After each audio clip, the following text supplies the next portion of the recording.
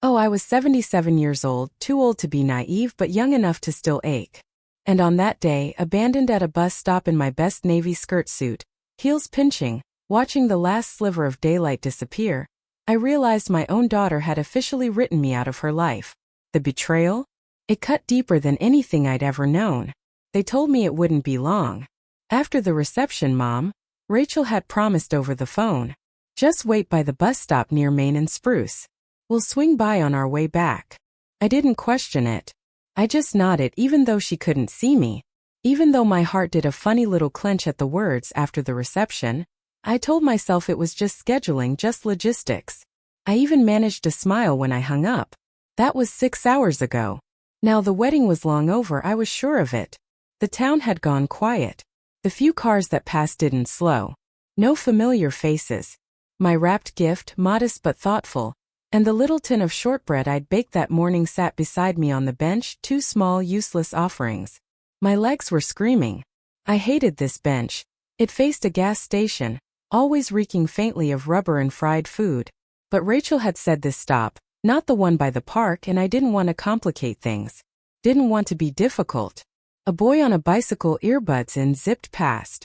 He didn't look twice. No one did. I checked my phone again.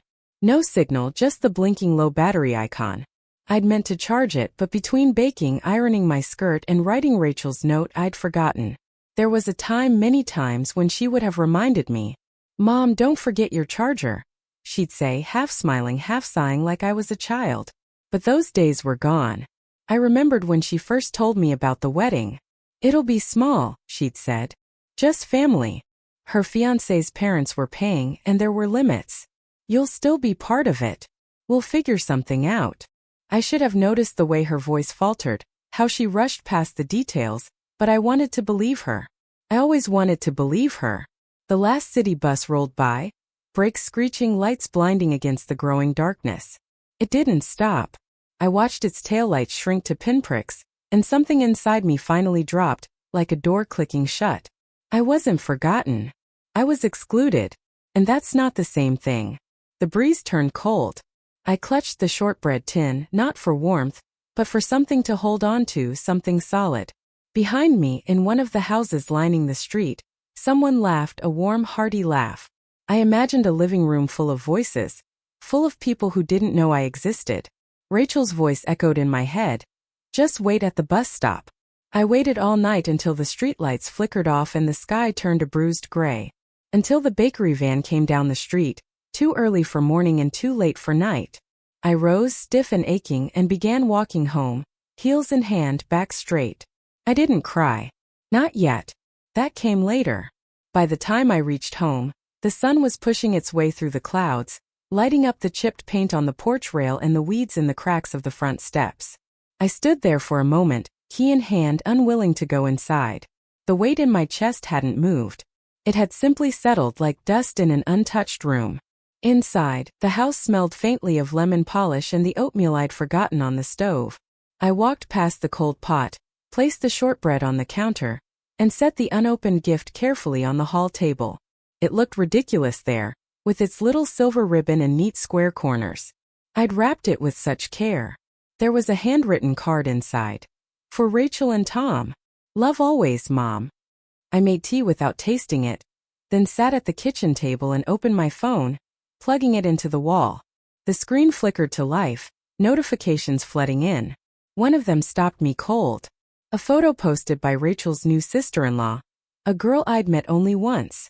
It showed the happy couple under a string of golden lights, surrounded by beaming faces. The caption read, "A perfect evening, just family." I stared at it for a long time.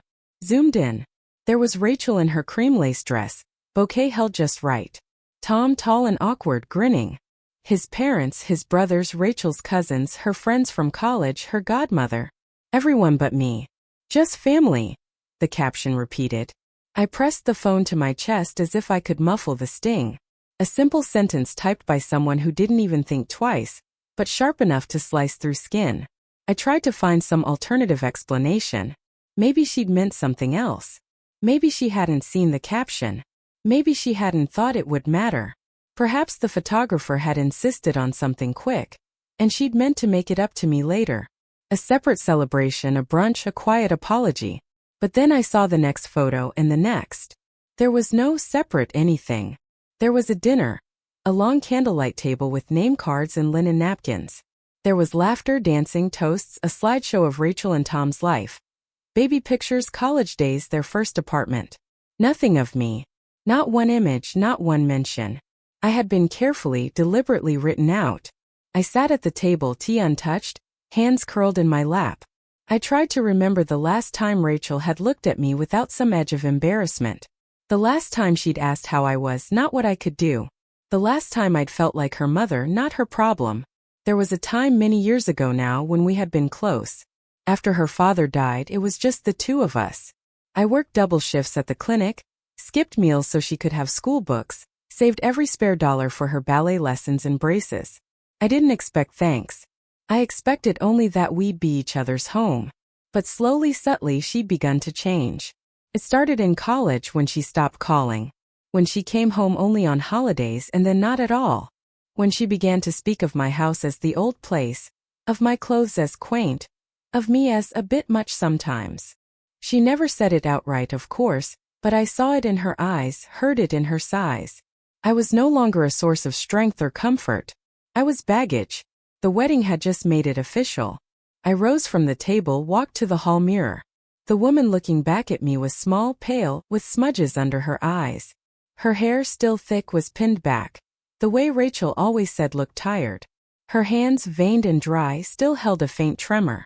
But her spine was straight, and her eyes, despite everything, were steady. Picked up the gift from the table and unwrapped it. Inside was a photo album I'd spent weeks putting together. Prints of Rachel's childhood. Pictures I'd digitized and edited myself. Each page told a story. Her first steps, her Halloween costume at age 6, the time we built a snowman with mismatched gloves. I looked through every page slowly, carefully, as if saying goodbye. Then I placed the album back in its box, walked it out to the trash bin, and let the lid fall shut. My daughter had thrown me away. I was simply returning the gesture. I didn't sleep that night. Not really. I lay in bed with the lamp on, watching the shadows on the ceiling change with the passing hours. Around 3 a.m. I got up and made toast I didn't eat. At 5 o'clock I started writing a list. Not of groceries or chores, but of memories. Not the warm ones, not birthdays or lullabies. The others. The time Rachel came home from college and insisted I stay in the kitchen while her new boyfriend visited. "You just make things awkward, Mom," she'd said, rushing past me. I'd laughed, pretending not to hear. The time she borrowed $4,000 for a course she never finished. Promised to pay me back, never mentioned it again. The day I brought her soup when she was sick, and she told me gently, kindly, that next time I should just text first.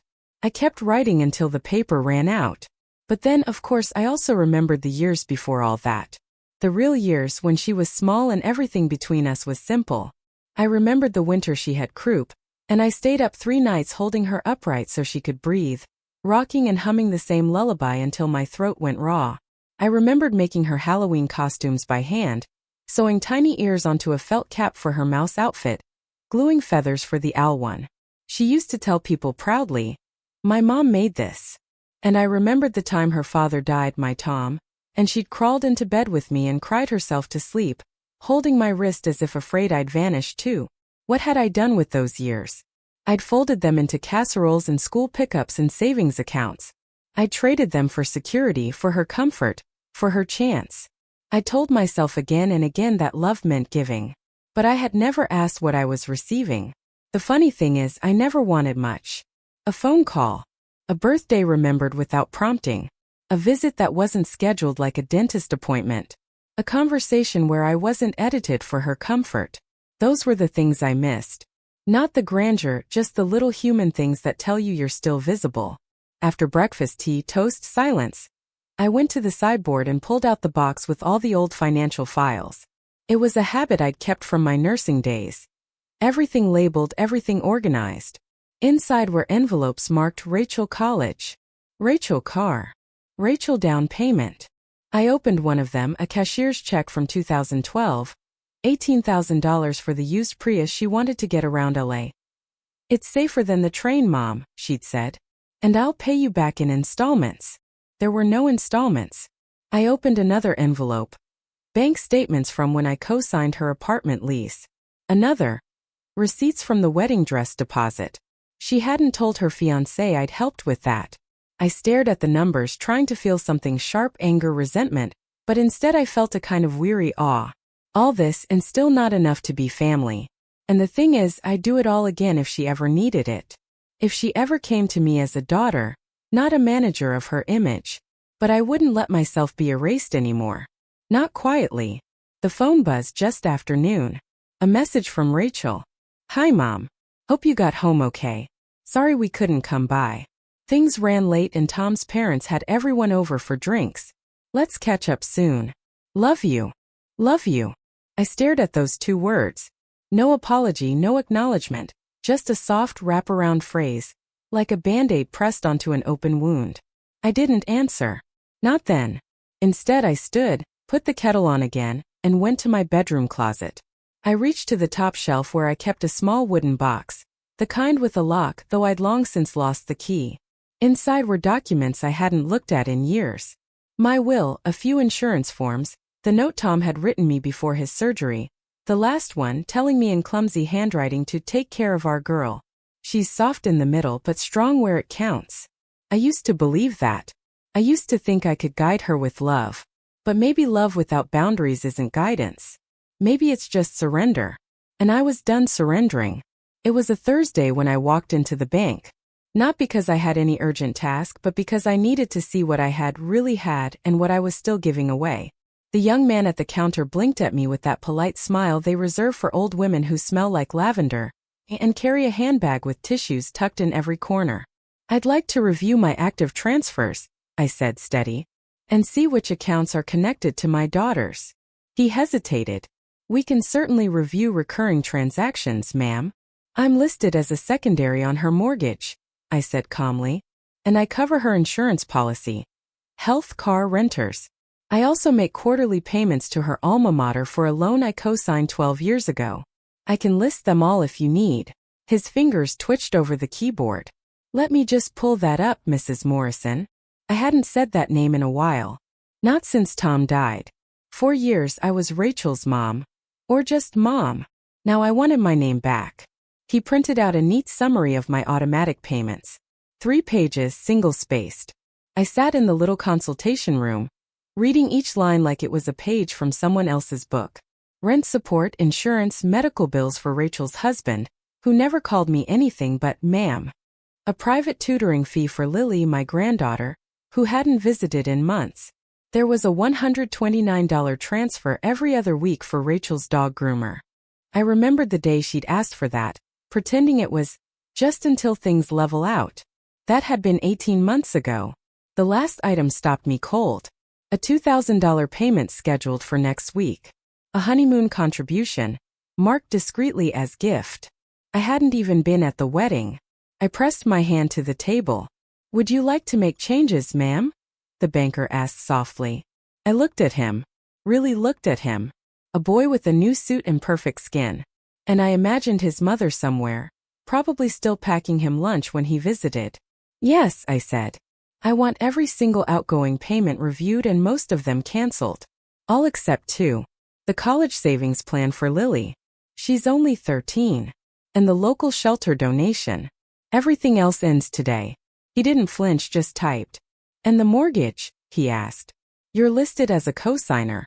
But the payments come from your account. I'll inform my daughter. From now on, she's responsible for her own roof." I signed the forms. My handwriting, once elegant, now slightly trembling, was still firm enough to make a mark. Back home I stood in the hallway, looking at the photos on the wall. Not the formal ones, not weddings or graduations. I focused on the quiet ones. Rachel asleep on my chest as a baby. Her muddy soccer uniform and toothless grin. Her high school play standing in the back, half hidden in the shadows. None of these were in her wedding slideshow. None of these memories had followed her to adulthood. I passed my fingers over the frame edges as if trying to feel something again. Then I took them all down. Not in anger, but because I needed space for myself. It's a strange thing. Realizing your child has grown into someone who can hurt you. Not out of cruelty but out of convenience. Because shame can be quiet, passive, well-dressed. It can sound like just family, and look like a polite smile that never quite reaches the eyes. That night Rachel called. I didn't answer, not out of pettiness. I just didn't want to hear her voice until I could listen without shaking. Instead, I opened a fresh notebook. And on the first page I wrote, "What I want now." It took a long time to write the first item. Not to be useful, not to be needed, just to be treated like someone whose heart still beats. And then I made tea. And for once I sat down with both hands wrapped around the cup, not holding it for anyone else. The next message from Rachel came the following morning. No greeting, no question, just, "Mom, can we talk? There's been some confusion." I stared at the screen for a long time. Then, with more calm than I expected, I put the phone down and made toast. Dry, no butter. My stomach didn't want indulgence. It wanted clarity. Confusion, she said. That's what they always called it, didn't they? When they forgot to invite me. When I wasn't included in family emails or Lily's school recital, it was always a mix-up, or someone else's fault, or something that slipped through the cracks. I was the crack. I washed my cup slowly and looked out the window. 2 houses down, the neighbor's daughter was planting flowers with her mother. A young woman, maybe late 20s, with the same tilt of the head and laugh as her mom. They looked like a pair, not identical but united. You could tell just watching them that they didn't need to rehearse love. It was lived. I dried my hands and returned to my chair, picked up the phone again, and opened Rachel's message. Still no follow-up. She hadn't called. She hadn't asked how I was after being left on a street bench for hours. No apology, just confusion. I replied. There's no confusion. Please direct any future inquiries to your own bank accounts. As of yesterday, mine no longer support you. I hit send before I could soften the words. 5 minutes later she called. I didn't answer. I could imagine her pacing, hand in her hair, the slight high note in her voice when she felt cornered. She'd use words like misunderstanding, unintentional logistics. She might even cry. I'd always been helpless to her tears. But tears didn't wait with you on a dark bench for 6 hours. Tears didn't rewrite captions like, just family. So I turned the phone off. Midway subscribe line, by the way, if you're still with me, if you're still feeling this with me, then please hit that subscribe button. More stories about finding your voice and reclaiming your space are on the way. Around lunchtime I heard the mailbox clatter. I wasn't expecting anything but I went to check. Just bills and a glossy wedding magazine with Rachel's name on the address label. She'd had it sent here years ago and never changed it. I thumbed through the pages without care, then tossed it in the bin. In the afternoon, I opened the folder marked Will and Legal, and sat back at the kitchen table. It wasn't out of revenge. It was out of recognition. I was not going to be the woman who quietly leaves her savings, her house, her everything to a daughter who saw her as a footnote.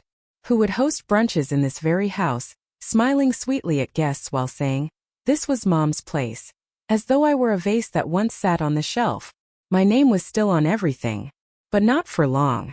I looked over the old will. Simple, standard. Everything split, mostly to Rachel. Some to Lily for education. Rachel was the executor. I picked up the pen, made a note to call my lawyer, then another to talk to the credit union about retitling the house.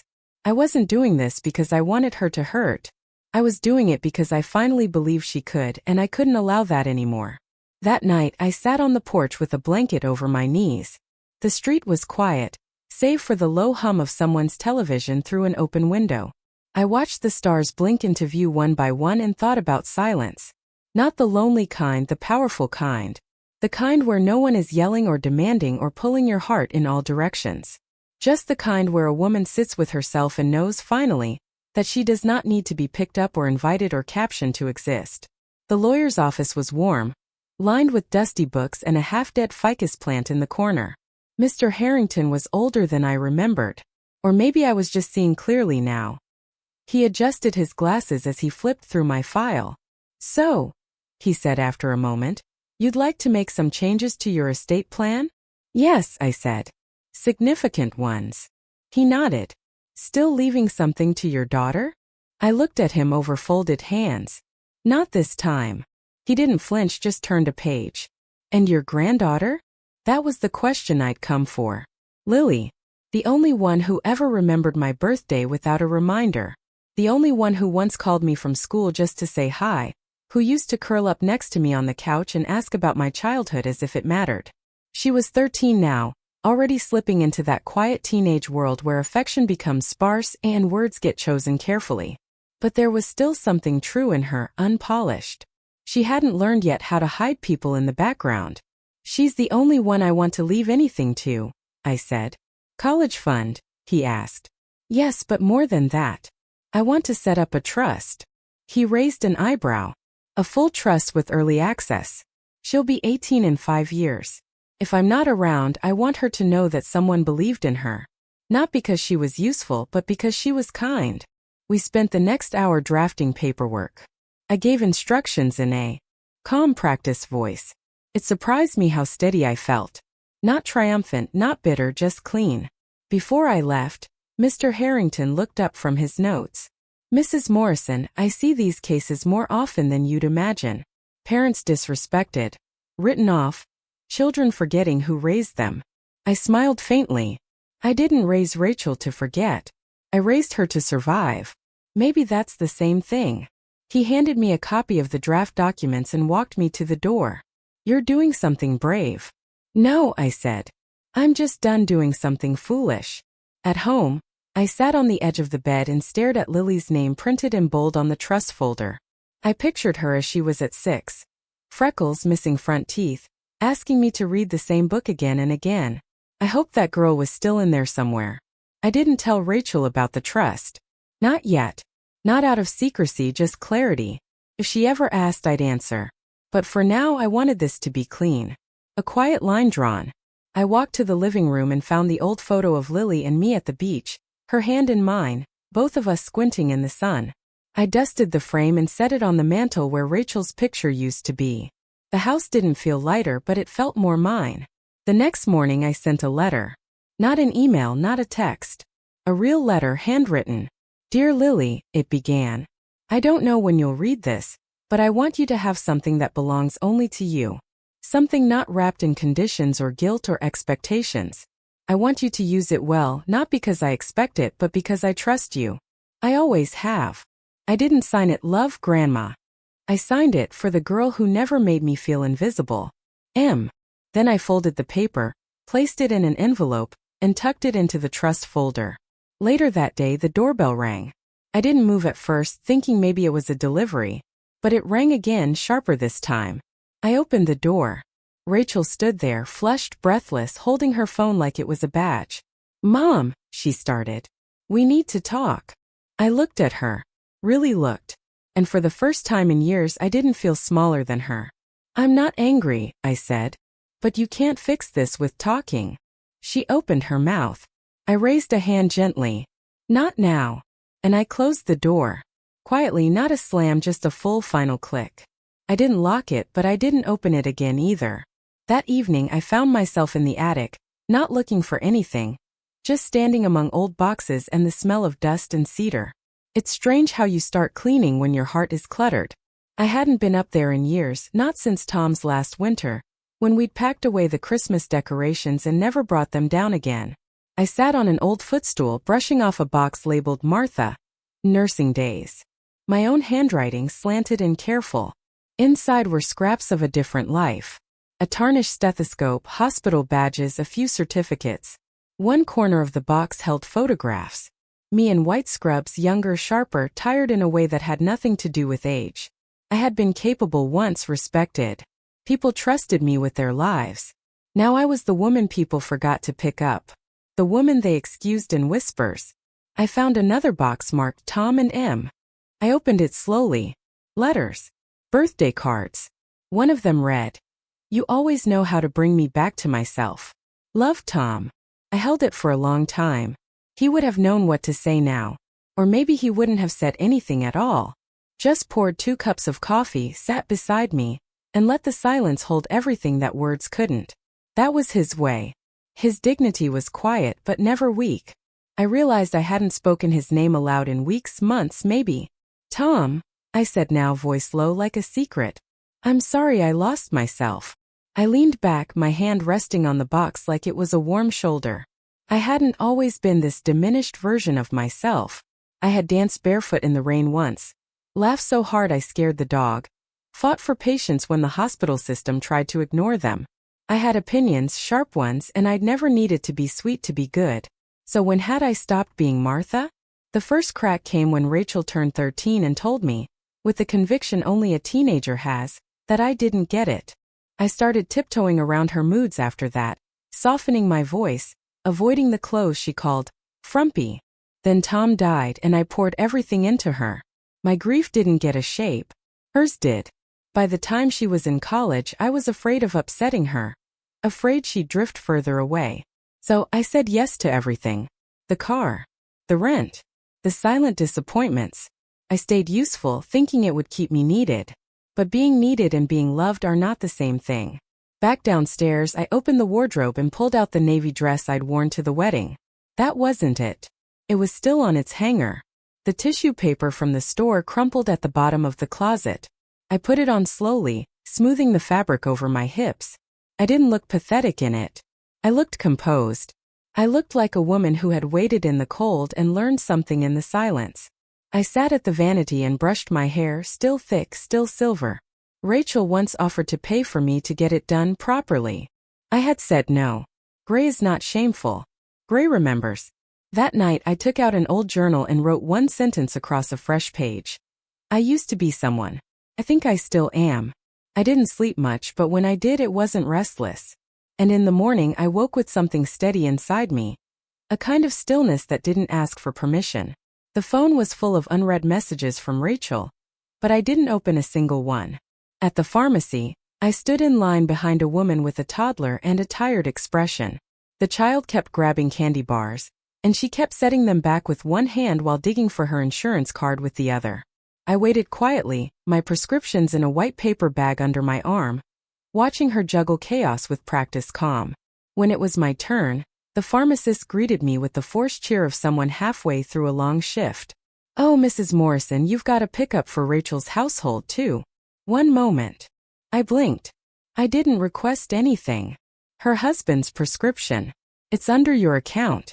Autopay is set. My fingers stiffened on the counter. Of course it was. Can you cancel that? I asked evenly. The pharmacist hesitated. You're authorized. Yes. Just, are you sure? It's a monthly refill. I gave her a smile that didn't quite reach my eyes. Yes, I'm sure. If there are any concerns, Rachel can handle them. They had a wedding recently. I imagine they're doing just fine. She nodded, avoided my gaze, tapped a few keys, and handed me a receipt. It's done. Outside, I sat on the bench near the bus stop. Not that bench, not the one from that night. A different one in front of the library under a yellowing maple. It smelled like ink in late summer. I hadn't said no in years. Not like that. Not clearly. Not cleanly. Not without apologizing for it. But as I sat there, the fear I expected didn't come. No trembling hands. No wave of guilt. No frantic mental rehearsals of how to explain myself. Just quiet. A soft, heavy kind. The kind that comes when a door finally closes that should have been shut a long time ago. That evening, Rachel called again. I didn't answer, but I listened to the voicemail. Mom, I saw the payment didn't go through for David's medication. That's fine. I'll handle it. But I wish you just told me. We can talk. You know, it doesn't have to be like this. I feel like there's a wall between us lately. I'm just confused. Confused. That word again. It had become her shield. Her cover for anything she didn't want to face. I didn't respond. Instead, I pulled out my journal and wrote. When someone builds a wall to keep you out, it's not your job to knock it down. It's your job to stop standing outside waiting to be let in. The next morning, I went to the market. For the first time in years, I shopped just for me. I didn't buy Lily's favorite cereal. I didn't grab the imported coffee Rachel liked. I didn't check prices with someone else's pantry in mind. Instead, I picked a small wheel of brie, a jar of good marmalade, a bottle of dry rose, a new potted plant, basil for my kitchen windowsill, and a paperback novel I hadn't read in years. At checkout, the clerk smiled. Looks like you're planning a quiet evening. I am, I said. And it's going to be lovely. Back home I lit a candle. Not for mood but because I felt like it. I poured a glass of wine, made toast with marmalade and cheese, and sat in my kitchen with the sun warming the floor tiles. For the first time the house didn't feel like it was waiting for someone. It just felt full of me. The message came mid-morning, short and sharp, like a stone thrown through glass. Mom, what is going on? The mortgage payment bounced. So did Lily's school bill. Are you okay? Please respond. I didn't respond. Not because I wanted to punish her. Not even because I was angry. I wasn't. Not in that old frantic way. It was just that nothing in the message asked how I was. Only what was going on. Why weren't things functioning? Where was the money? The concern in "Are you okay?" rang hollow, like it had been added for structure, not feeling. A second message followed an hour later. I'm serious, Mom. This is starting to affect our credit. If there's something wrong, you need to tell me. And then when I still didn't answer, I don't understand why you're acting like this after everything I've done for you. That one made me laugh. I laughed aloud in my kitchen, in my house that had always been quiet and tired until recently. It was the kind of laugh that doesn't feel joyful but necessary. A bark of disbelief. Disbelief that had nowhere left to go. Everything she had done for me. I stood up, walked to the filing cabinet, and pulled out the thickest folder. Rachel's support. Tabs and notes and copies of checks spanning 25 years. Rent, tuition, medical bills, groceries, that failed attempt at a business she swore would pay off in 6 months. Everything she'd done. The only thing Rachel had ever done for me in the last 10 years was ask for less than usual when she felt vaguely guilty. Still holding the file, I walked into the living room and sat down in Tom's old armchair. I ran my fingers along the edge of the envelope, not angrily, not with grief but with finality. I wasn't playing this game anymore. That evening she called again. I watched the screen glow, then dim, then glow again. I let it all pass. An hour later the doorbell rang. I wasn't expecting anyone. I glanced through the peephole. Her car. She stood there, jacket thrown on, arms crossed, her phone in hand. I didn't open the door right away. I let her wait, not to be cruel, but to measure something inside myself, to see if the shaking would return. It didn't. When I finally turned the knob, her face brightened for half a second, then fell when she saw mine. Mom, she started. We need to talk. Do we? I asked. I don't understand what's happening. Everything's bouncing. I had to call the school and delay tuition. I'm not paying for your life anymore, Rachel. She blinked. But why? I stepped outside and gently closed the door behind me, standing with her on the porch. Because I waited for you, I said. At a bus stop in heels with a gift in my lap for hours. She exhaled sharply as if I'd punched her. You knew it wasn't intentional. I told you we'd come back. You didn't. You didn't come back. And I saw the photos, Rachel. Just family. That wasn't from me. But it was about you and you didn't change it. Silence stretched between us. You left me sitting there, I continued, and then pretended it hadn't happened. And now what? Now I'm a problem to solve? A check to reactivate. She looked down at the porch floor like a child being scolded. I thought you loved helping, she said quietly. I took a slow breath. I do when it's help. When it's love. But what you've wanted from me lately isn't help, Rachel. It's upkeep. Her eyes shimmered. Mom, I didn't mean. I know, I said. That's the worst part. She reached out like she might touch my arm, but I stepped back. I'm not angry, I said. But I'm done. And then I did what I never thought I could. I walked back inside and gently closed the door. Behind me, she didn't knock again. I called Mr. Harrington the next morning and told him it was time to finalize everything. The trust for Lily, the new version of the will, the updated deed for the house. He didn't ask questions, just gave me a time slot, 2:15 that afternoon. When I arrived, the receptionist offered me tea, and for the first time in years, I accepted without asking if it would be inconvenient. It was a small thing, but it mattered. I sat on the upholstered bench and drank my tea slowly, not because I had to wait, but because I finally wasn't rushing for anyone. In Mr. Harrington's office, the stack of papers was already neatly arranged. It's all here, he said, tapping the folder. The new will removes your daughter entirely, as discussed. The trust for Lily is clear and protected, and the property deeds now place the house solely in your name with no joint beneficiaries.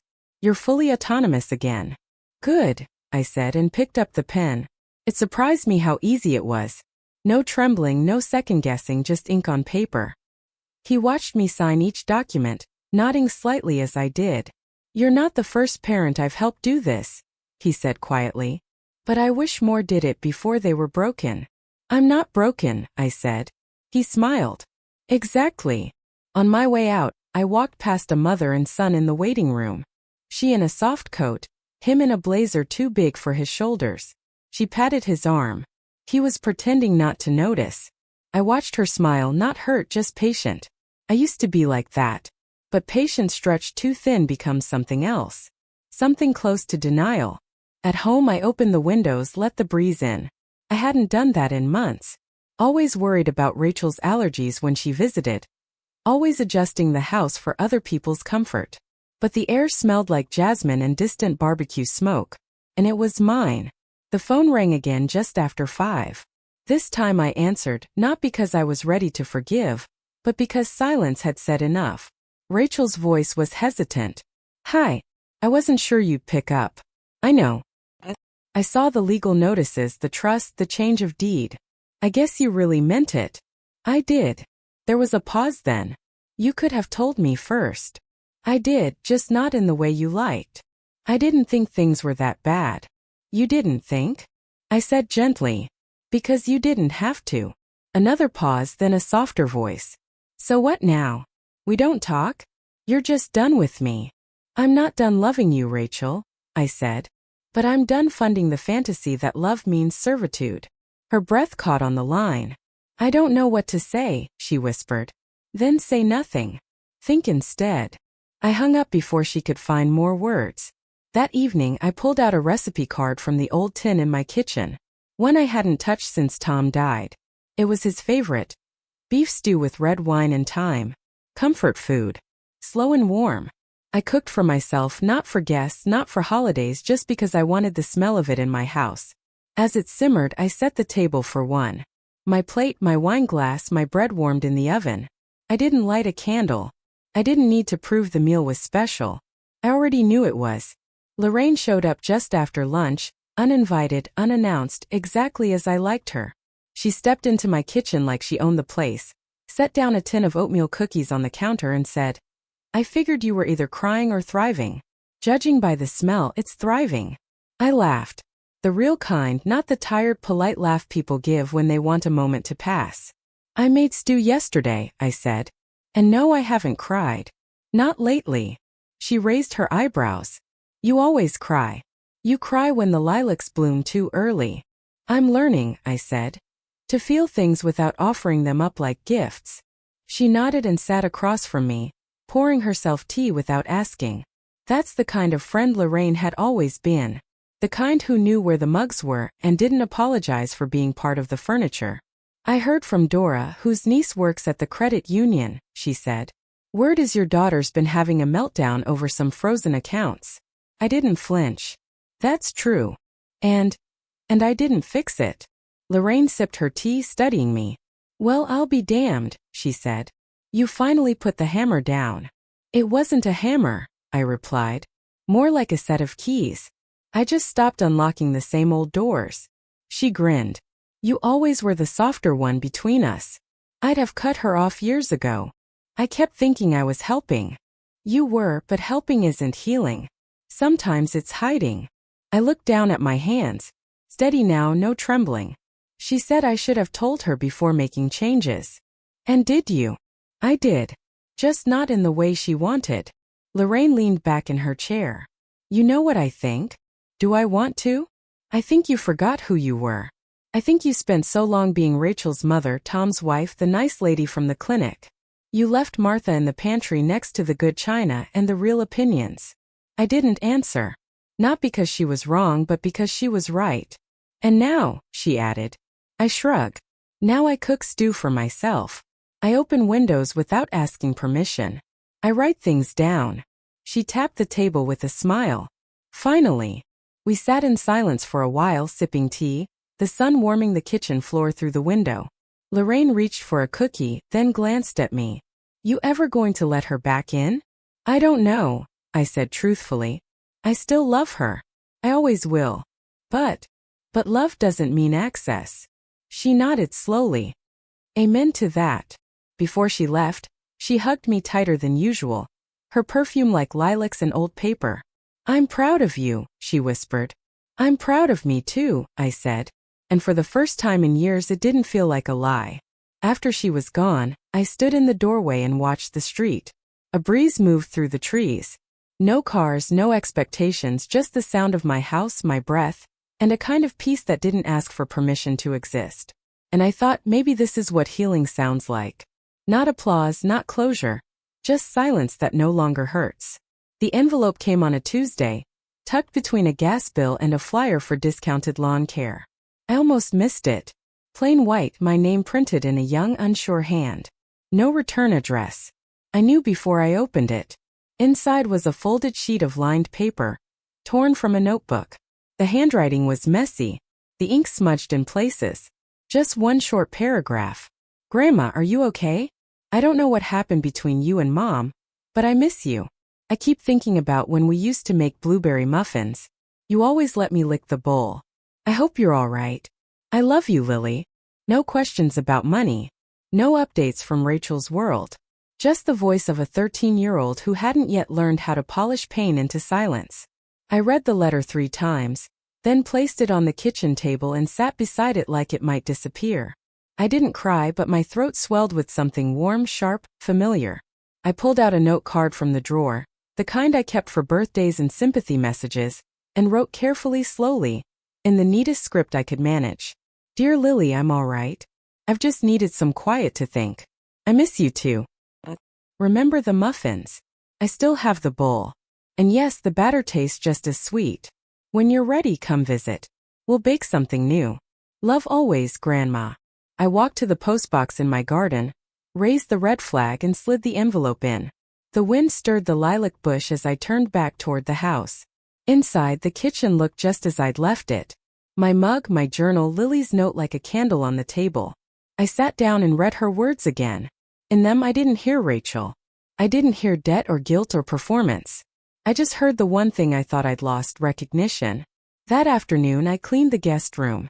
The one Rachel always claimed she didn't like because the bed creaked and the sheets smelled like old soap. I changed them not for Rachel but for Lily. I fluffed the pillows, opened the window, and placed an old book of fairy tales on the nightstand. Later I made muffins, not blueberry this time, raspberry and white chocolate.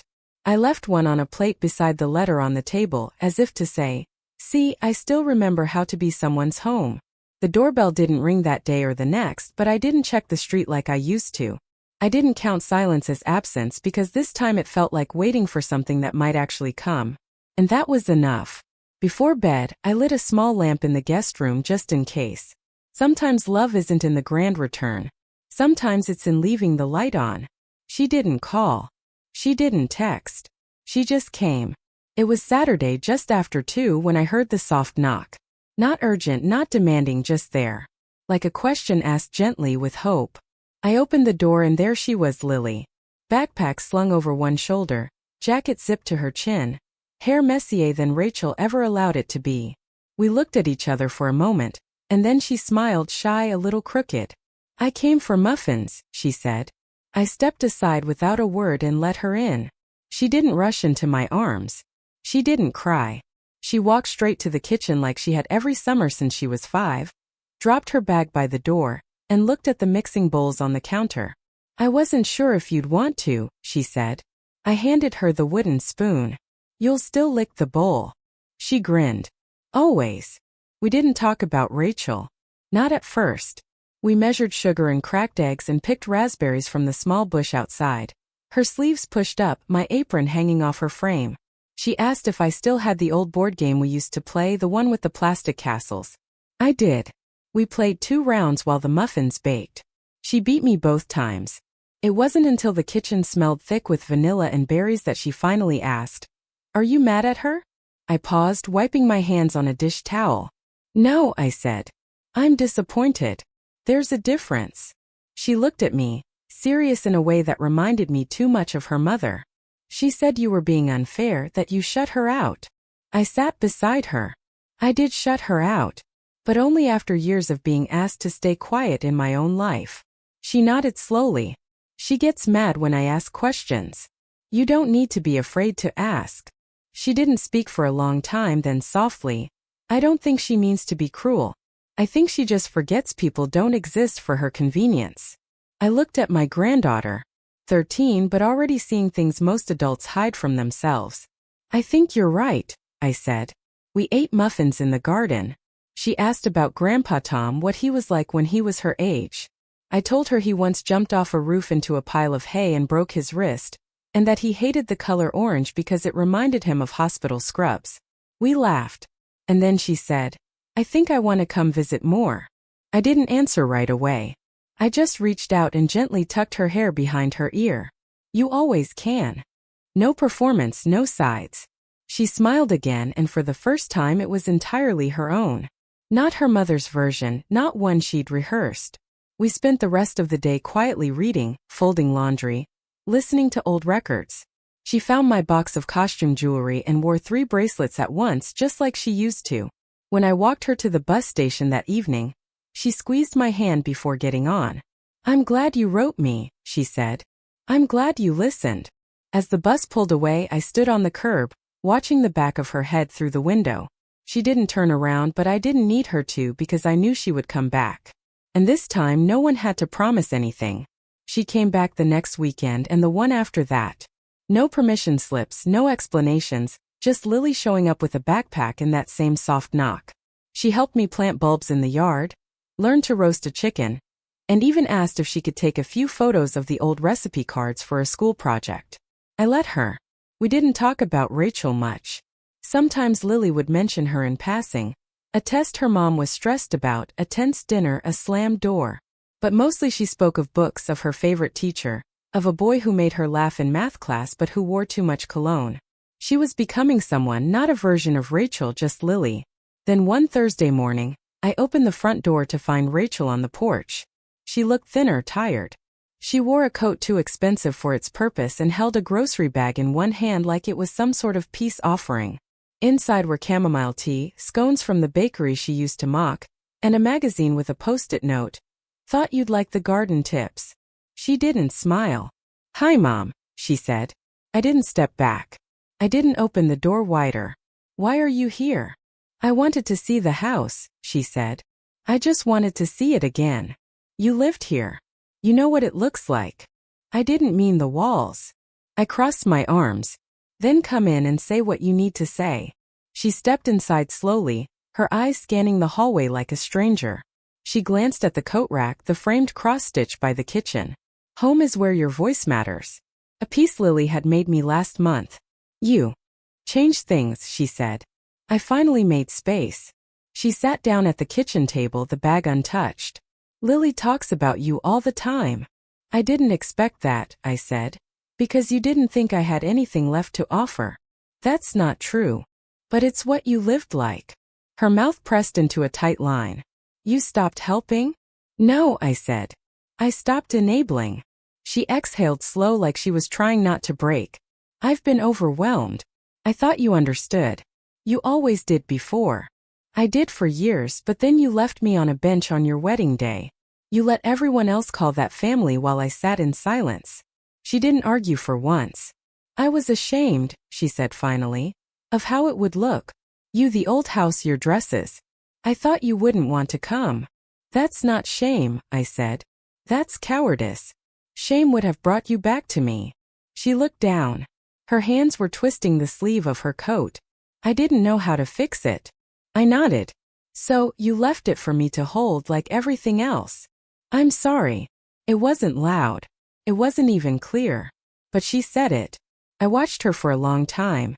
The girl eyed raised, the woman who had forgotten I was more than a role to be played. She hadn't aged as much as she'd hardened. You're not too late, I said. But you'll have to start from the beginning. She looked up. Not with Lily. Not with your husband. With me. What does that mean?